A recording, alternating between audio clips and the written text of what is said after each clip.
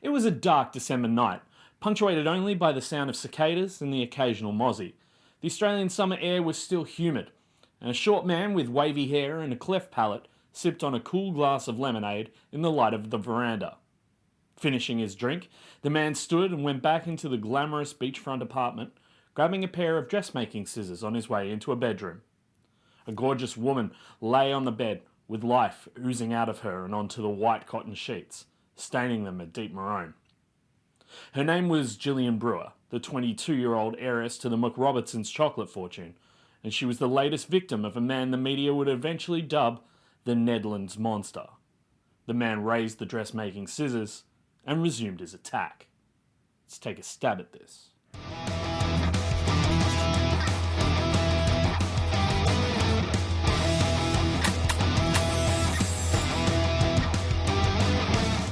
Hi mates, and welcome to Something About Murder.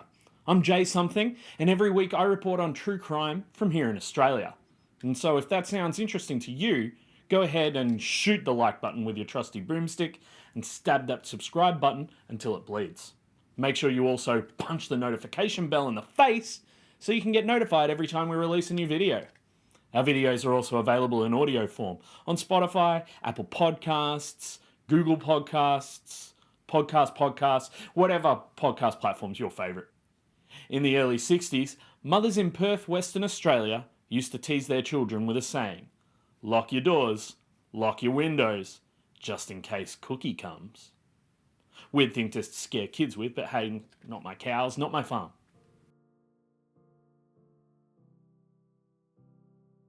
Eric Edgar Cooke was born in February 1931 in Victoria Park, a suburb of Perth, Western Australia, and was the eldest of 3 children. When his mother fell pregnant with Eric, his teenage parents decided to marry to do the right thing, and as a result, Eric's upbringing was marred by violence, arguments, and alcohol.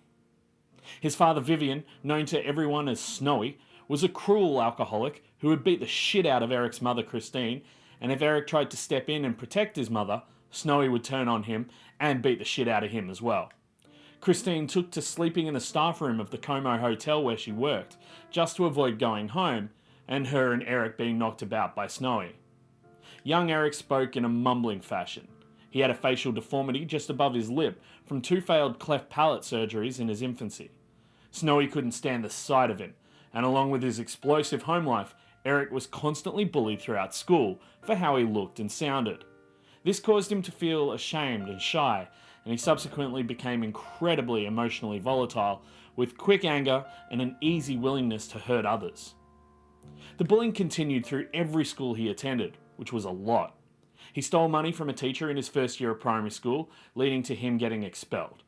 In his primary school years, he attended no less than 4 different schools, transferring usually because of bullying, expulsion, or because he was placed in orphanages or foster homes because of the situation at home between Snowy and Christine. Eric would roam the streets at night to escape his father's violence, and was frequently hospitalised for head injuries. Cooke also had recurrent headaches and blackouts, which stopped after a brain operation in 1949. At 14, Eric decided to leave school, like many other boys at the time, to work as a delivery boy for Central Provision stores, in order to support the family. He would give his weekly wages to his mother to help feed and clothe his younger siblings. Unfortunately for Eric, he was also pretty accident prone, and this meant that he was in and out of hospital. Once he was hospitalised after being struck in the face by a winch. At the age of 16, when working as a hammer boy for a blacksmith, Eric suffered second-degree burns to his face, jarred his right hand, and injured his left thumb. He'd also write his name on his lunch bag as Al Capone, who was his hero.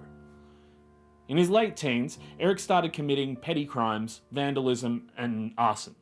He'd sneak into houses and take whatever he thought he could sell for money, and would damage clothing and furniture if he didn't find anything valuable. He'd cut out newspaper articles of these crimes and show them to people, to both impress and intimidate them. He craved friendship. In 1947, Eric was persuaded to join a church in Nedlands, a wealthier part of town. Here he discovered nicer houses, thanks to the kindness of other churchgoers who fed the boy often. He tried out for a church choir in a further attempt to make friends, but was cruelly rejected by the choir master for his attitude. Eric burned down the church in retaliation. For this, he served 18 months in jail, his first prison sentence, and now he was known to police. When Eric got out of jail, he moved into his grandmother's house, still trying to get away from the violence of his father Snowy, which had gotten worse the older he'd become. But moving in with his grandmother didn't stop his criminality, and police ended up searching the house and finding evidence and fingerprints which linked Eric to a number of open cases. Eric was arrested again in March 1949 and sentenced to 3 years in prison for arson, vandalism, stealing, and breaking and entering. These open cases were easily linked to Eric, and as he began serving his most recent sentence, he decided that he needed to be more careful in any future crimes he might commit. Watching Eric Cooke read his Bible daily and being a model prisoner, authorities thought they'd finally gotten through to the young man, and that he was ready to rejoin society. So at the ripe old age of 21, and having served a massive 3 months of his 3-year sentence, he was released from Fremantle Prison. Eric joined the Australian Army upon release. This might have been a good opportunity for Eric to join the Straight and Narrow, and during his training, he was quickly promoted to Lance Corporal. He was also taught to handle firearms, and became a keen marksman. Unfortunately, he neglected to tell the army about his juvenile record, and when they found out, he was quickly discharged. Eric was outraged about this and travelled to Melbourne to try and re-enroll, but ultimately was discharged there as well. Returning to Perth to work as a truck driver for the metropolitan markets, Eric met Sally Lavin, a 19-year-old waitress. In November 1953, Eric and Sally were married after Sally fell pregnant. Their first child arrived in May 1954, and another son came a year after that. By this time, Eric had turned violent just like his father, and Sally was trapped in a marriage by a callous, aggressive, and constantly womanizing husband. Eric had quickly returned to his criminal past after leaving the army, but now he was more careful. He wore gloves and was extremely cautious about leaving evidence at home. Perth was still a bit of a country town in the 1950s. Everyone knew everyone, and people frequently left their cars and doors unlocked, sometimes even with the keys in the ignition of the cars, not the houses. This was paradise for Eric Cooke. He stole cars at night and sometimes returned them without the owners even being aware of the theft. Many of these vehicles were involved in hit-and-run incidents. Cooke later confessed that he did this simply because he wanted to hurt people. He loved this game with society that he felt like he was constantly winning. In September 1955, Eric crashed one of these stolen cars whilst following a woman home and was taken to hospital. The police arrived and Eric was sentenced to 2 years hard labour at Fremantle Prison. When he was released just prior to Christmas 1956, something had changed. Eric Cooke was more angry than ever. His oldest son was mentally disabled, and one of his other children was born with a deformed arm. Why me, thought Cooke. Why was he the one that had disabled children? Why was he the one who was discharged from the army? Why was he the one that had to suffer his father's savage beatings as a kid? His anger quickly turned to revenge on the society that he felt had wronged him. Eric took to reading wedding notices in the newspaper so he would know the bride and groom's families would not be home on the day of the wedding. This meant he could take his time combing through the homes, stealing only the most valuable things he could find. He'd also escalated to watching women as they undressed. He'd prowl the streets like he did as a child and stalk potential victims. Every Friday and Saturday night he would dress in his best, go to the local pubs, hook up with women and play darts. If he didn't succeed at going home with a woman, he'd steal a car and go joyriding, breaking into houses or hitting people as they walked home under the cover of night. One young woman didn't like his advances towards her after he followed her home from the bus stop. As an act of revenge towards her, he came back later that night, stole her father's car, and ran over a Dutch immigrant riding her bicycle in Hillview Terrace, Bentley. Eric Cooke felt unstoppable. On the 30th of January 1959, Eric once again wore his fancy suit and went to the pub to play darts and check out the local ladies. As was the case often, he had no luck with either, and decided to go and steal a car and rob some houses, just to make sure that his night wasn't a complete waste. After all these years, Eric was an excellent burglar, never leaving evidence and never being caught. This night was different though. Eric broke into a house in South Perth, as he usually did, thinking that no one was home. He crept from room to room, looking everywhere for valuables that he could sell later. As he opened the door to a bedroom, he realised he was not alone in the house. A young beautician, Penina Berkman, awoke to find Eric Cooke standing over her with a knife in his hand. Eric later said that he panicked and stabbed her multiple times and left the young woman for dead.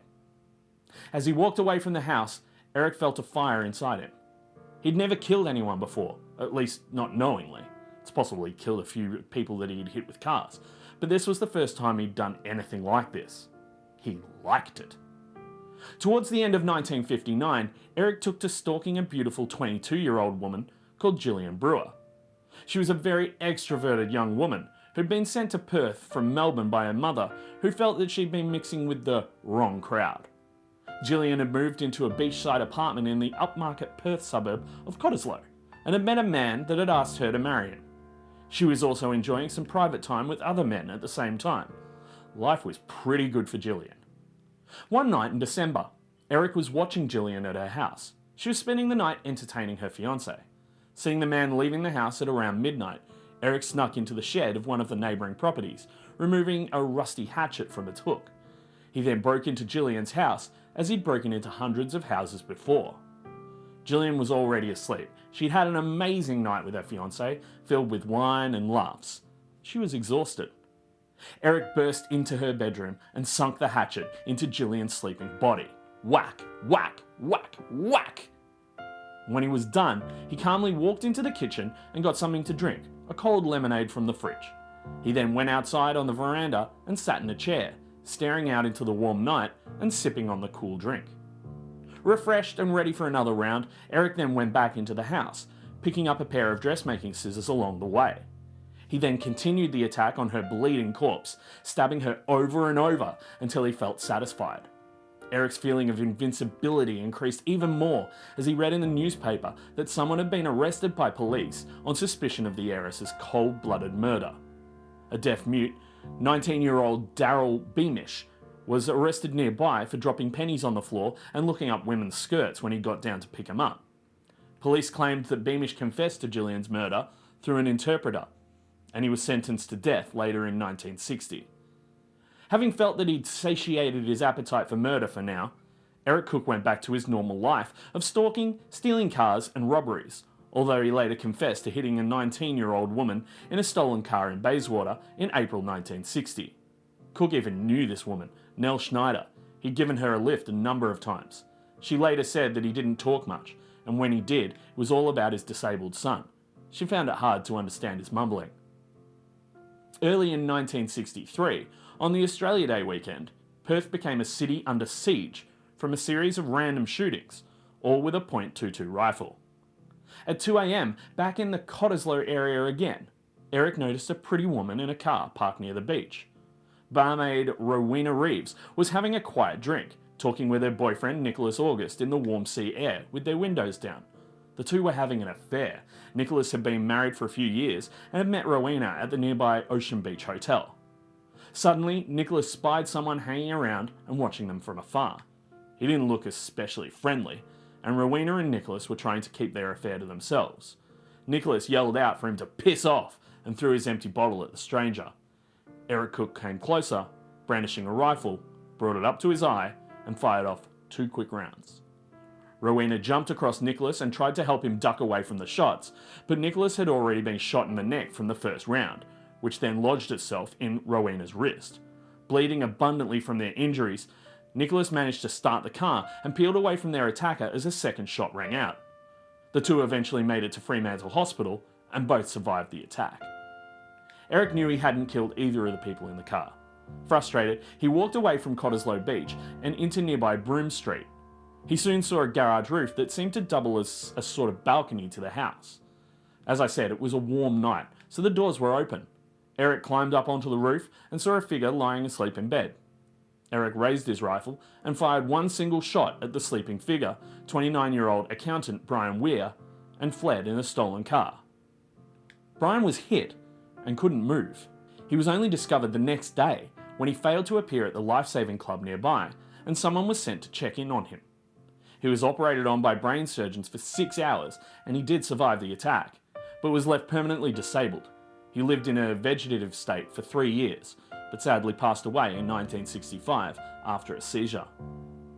Eric Cooke was not done. He felt powerful, invincible, and had a taste for blood. He later said that he felt like a god.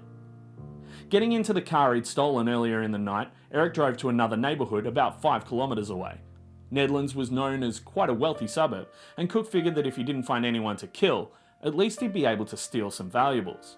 He got out of his car and stalked around the backyards of Vincent Street, eventually finding a young man sleeping on the back veranda of a boarding house. Cooke crept up to the sleeping man and shot him at point-blank range, before once again running off into the night. 18-year-old agricultural science student John Sturkey was found alive shortly after by another housemate, who was woken up by John's moans, thinking that he was having some sort of bad dream.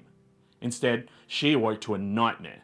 John was immediately rushed to hospital and unfortunately died of his injuries later. But Eric Cooke still wasn't done. The god complex within him was raging. He walked a couple of blocks and saw a nice-looking home where he rang the doorbell. He stood with his rifle cocked, and as the door opened, he took his shot and ran. 59-year-old George Walmsley, a retired grocer, slowly slumped to the floor. Hearing the gunshot, George's wife ran from their bedroom, finding George barely breathing in the doorway. Whoever shot him was long gone. She somehow managed to get George into their car and drove him to hospital, where he died an hour later. This concluded the final episode of Eric Cooke's murderous rampage of the 27th of January 1963. The sleepy city of Perth was shocked awake with the news. Police were sure that all of the incidents were done by the same person, given that all the victims were shot with a .22 rifle.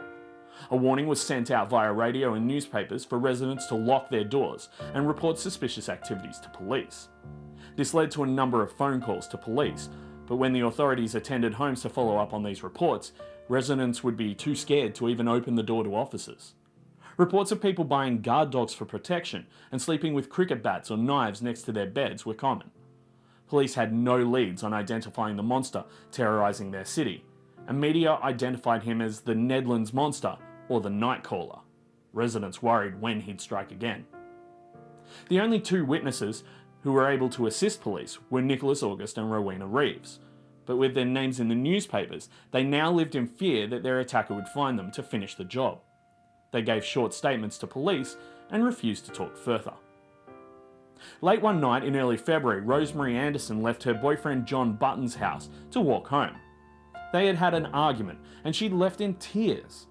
Button followed her and begged her to forgive him. Rosemary, still in tears, ignored him and walked on. As she turned into Stubbs Terrace, a car suddenly U-turned in front of her. The stolen FB Holden's engine roared. Rosemary was struck and killed immediately by the vehicle, which hit her at about 70 kilometers per hour. She flew up onto the bonnet of the car and hit the sandy ground hard. John Button arrived on the scene, horrified, and managed to get her into his car and to a nearby surgery, where she was pronounced dead on arrival. Perth residents were panicked. Was this the Nightcaller again?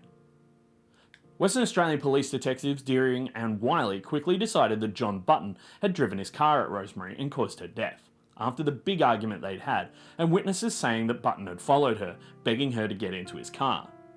Button was in no frame of mind to combat their arguments or to insist on his innocence. He felt that he was to blame for her death, and so, in his state of grief and self-loathing, he signed a confession. It didn't seem to matter to police that there was only a small dent to John Button's car, not really consistent with hitting a 60-kilo young woman at speed. Nor did it matter to police that there was no hair, blood, fabric of Rosemary's clothing on Button's car.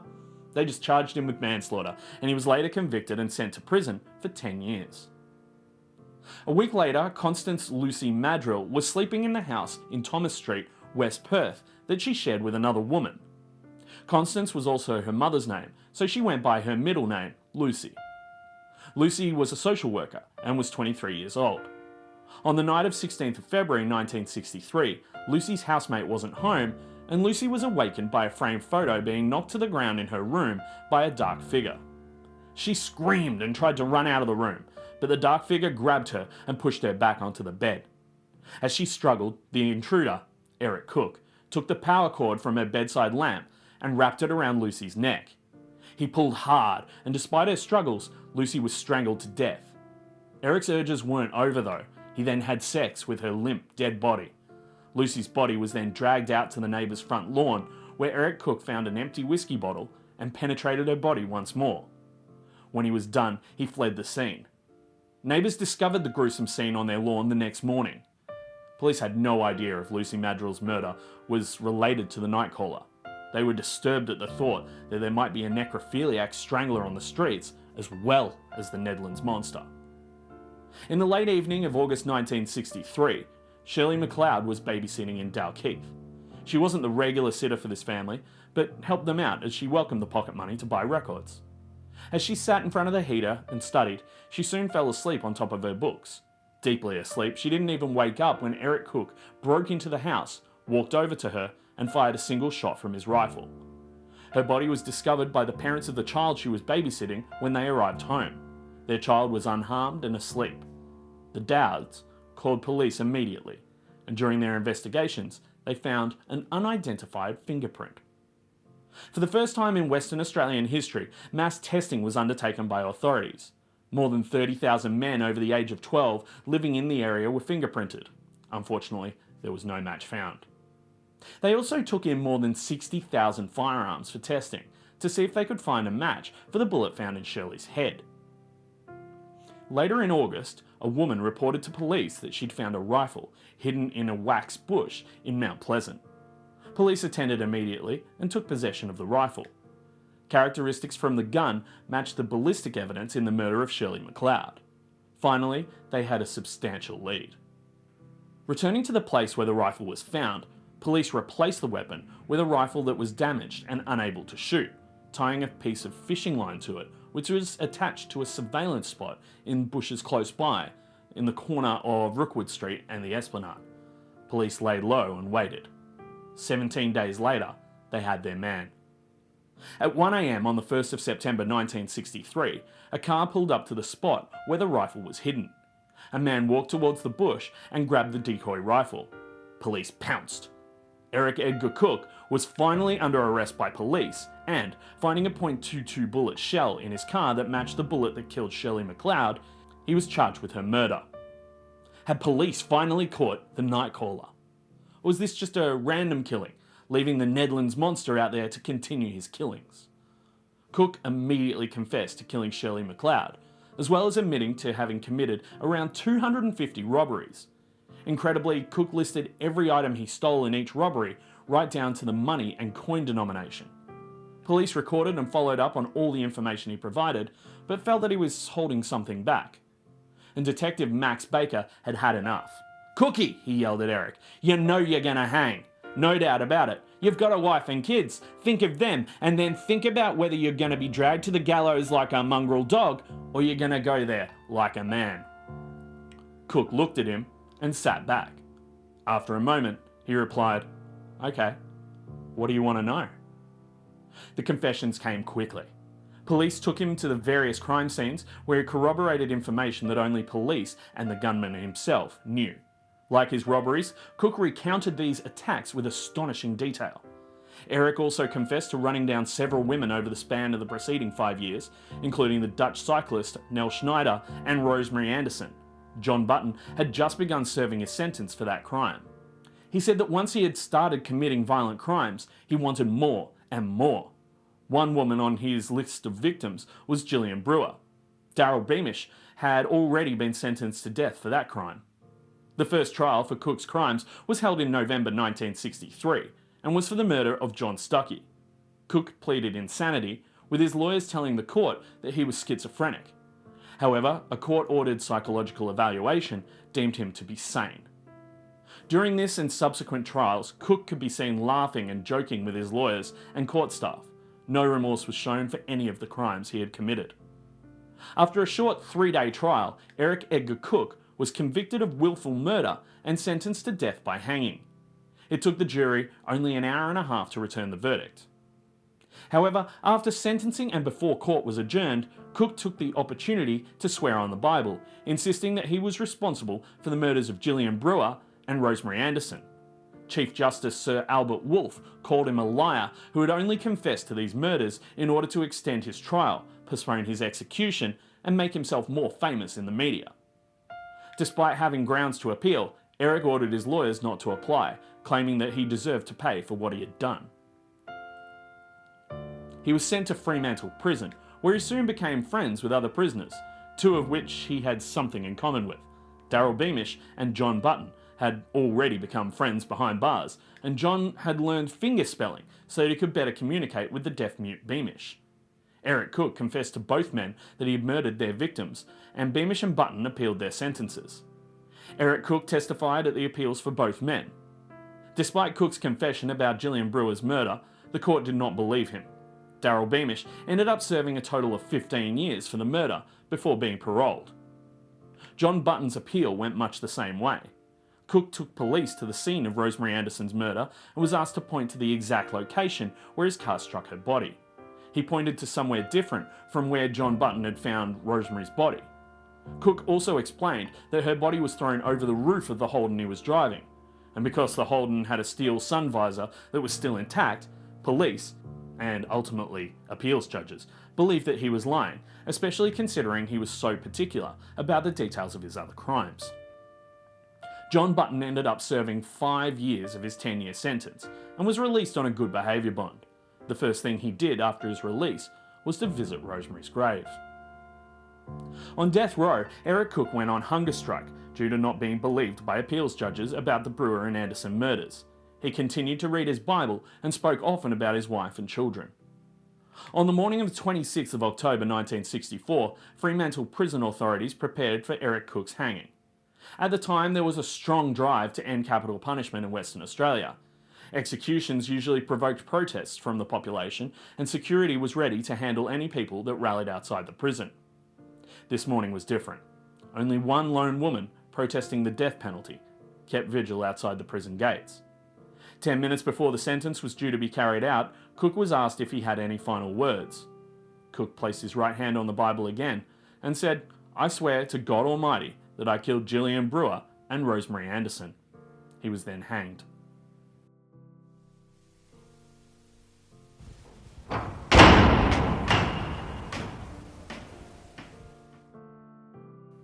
Eric Edgar Cooke was buried above the remains of child killer Martha Rendell, the last woman to be hanged in Western Australia, and probably a future person in one of these episodes. Cooke was the last man to be hanged in the state, and capital punishment was abolished in 1984. John Button's conviction was quashed in 2002, 39 years after Rosemary Anderson's murder, with 3 Supreme Court judges stating that there had been a clear miscarriage of justice. He never received a formal apology from the state of Western Australia. His successful appeal also paved the way for Daryl Beamish. In 2005, his conviction of Gillian Brewer's murder was also overturned. Cooke's rough childhood made him hate the society in which he grew up. He wanted revenge and directed his anger towards any person who crossed his path. His victims were chosen randomly. He was evil incarnate, and this reflected in his actions. His reign of terror caused the residents of Perth to realise that evil could be anywhere, and nothing would ever be the same again.